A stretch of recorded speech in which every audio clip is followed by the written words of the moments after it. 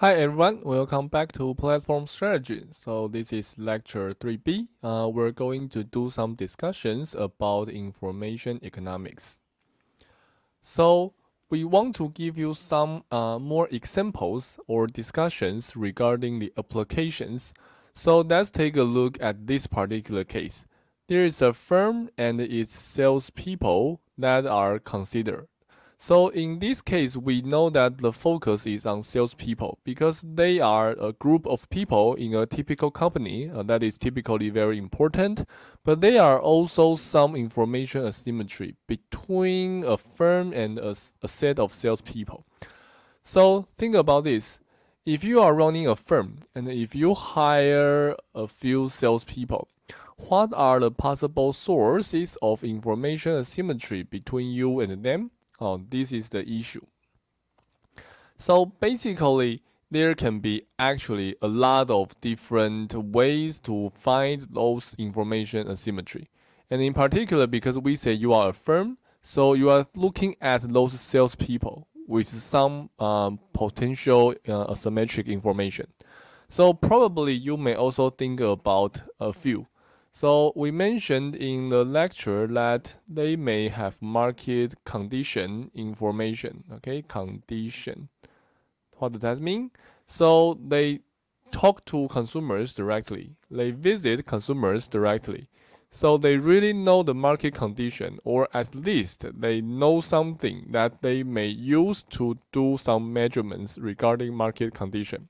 Okay? That may be some information that a firm does not know. Or, of course, if you are a salesperson, how good you are, or we say ability. Ability sometimes is also hidden. If you ask whether a salesperson is good or not, they all say they are good, right? So ability may also be hidden. Somehow, there is also sales efforts. Okay? So they go to visit their customers. So before the visit, they may spend a lot of time working on the slides, working on the preparations, and they may try their best, or they just go there and say something.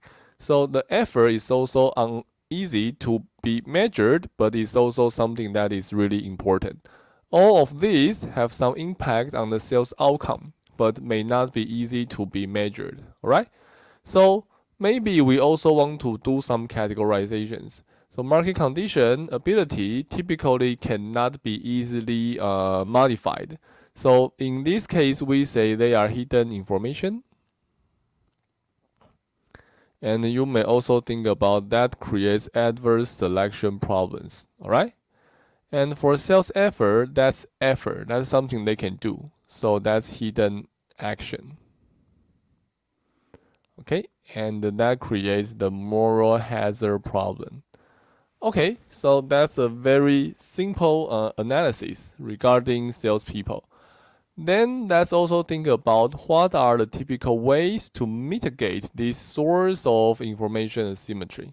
All right, so you are running the company.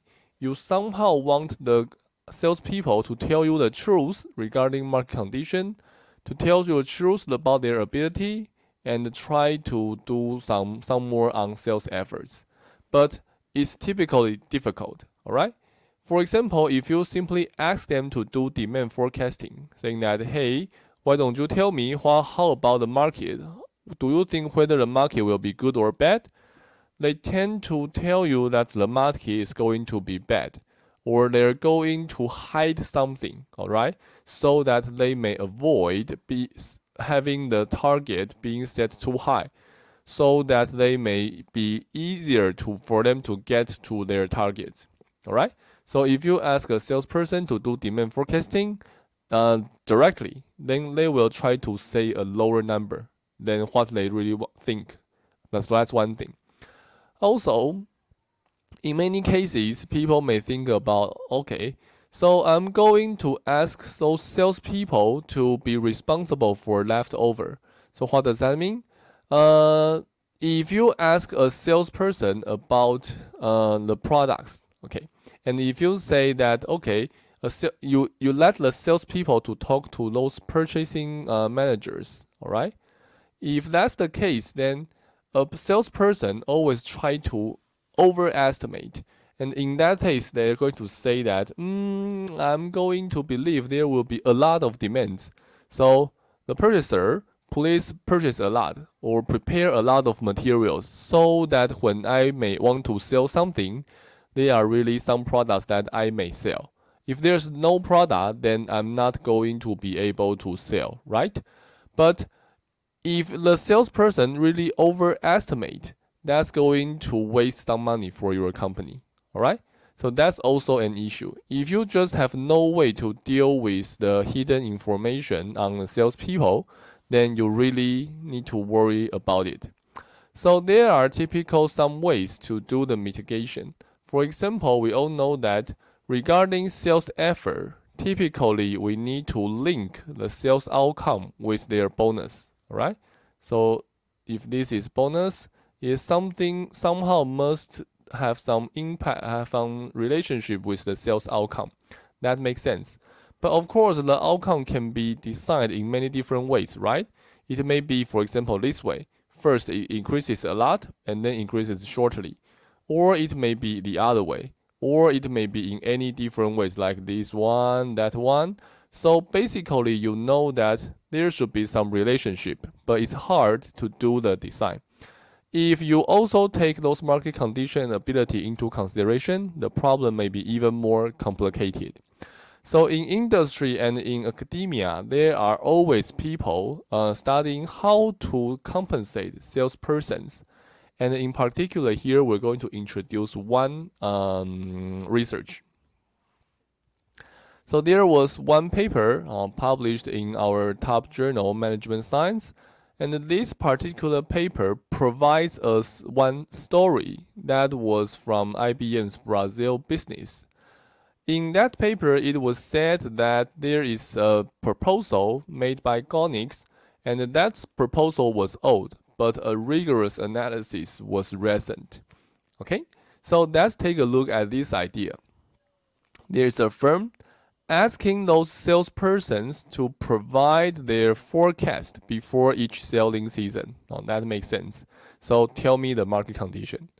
And the compensation is based on the real sales and the forecast. Okay? So it does not just be linked to the sales outcome. It is also linked to forecast. So that's one idea. That's one idea.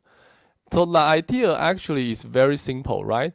If you forecast too much or too few, then I'm going to punish you in some sense. While the idea is very simple, how to implement it is requires some design, right? So the design is here. The compensation is the nonlinear function of the real sales, and in particular, piecewise linear, you're going to see. And whether the function is this one or that one is determined according to the forecast. So let's take a look. The idea is here. So there are some functional forms. If you are interested in mathematics, you may try it, or you just listen to my intuitive explanations. So there are several nonlinear functions, okay? And whether you have this function or that function depends on the forecast.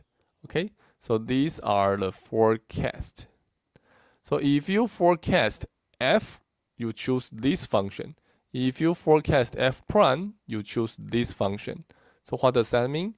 That means before the season starts, you tell your manager about your forecast f. And when you report your forecast f, that's going to make you choose one of these functions. Okay, if I choose to be here, I'm going to get another function. All right, so I first choose a function to do the compensation before the selling season starts, and the way for me to choose that is to report my forecast. After I report that, I'm going to get a function, for example, this one, and then x is the sales outcome. Okay, is the sales generated by me, and the y is of course the bonus or the compensation I may earn. So let's take a look at this function. For this function, it says that if you make more sales, you're going to earn more bonus. That makes sense, all right? And we do have a target. That target is according to your forecast. So if you cannot meet your target, we're going to punish you in some sense, so you don't earn a lot. And if you meet the target and earn more and you do more, we're going to help you earn more. That also makes sense. But what's the most interesting thing is that whether you are judged by this function or that function is up to you. You made the forecast, right? So suppose you believe that f is your true belief, but you report f prime, or you lie somehow. You say that there will be a lot of demand, for example. Then in that case, you're going to see that you will be judged by this function, okay? And because you actually think in this way, so it's more likely that your sales outcome would be from here to here, right? It will be around your true belief f. So if that's the case, it's highly possible that you are going to be punished. And in this case, you can see that if you really do in this way, then it's better to tell the truth instead of telling a lie, all right? So if you say a lot and you cannot meet it, that's going to hurt you, all right? Or the other way is also true. If you believe that you are going to have a lot, but you just say a lower number, then when you really can do that, that's going to hurt you, all right? So obviously, we're not going to talk more regarding how to derive these numbers. That's something done by that paper, all right? But what's interesting is that the idea here is something that you may want to follow, or something that you may want to look more at, is that you do have one part talking about the moral hazard problem. You know that if the sales outcome has nothing to do with the sales, if the sales bonus has nothing to do with the sales outcome, no one is going to work hard, all right? So that's why the compensation is not a horizontal line. It's going to be, for example, something like this. And what's even more interesting is that you do have several these kind of functions for the salesperson to self-select, okay? He or she is going to select the one that can maximize his bonus.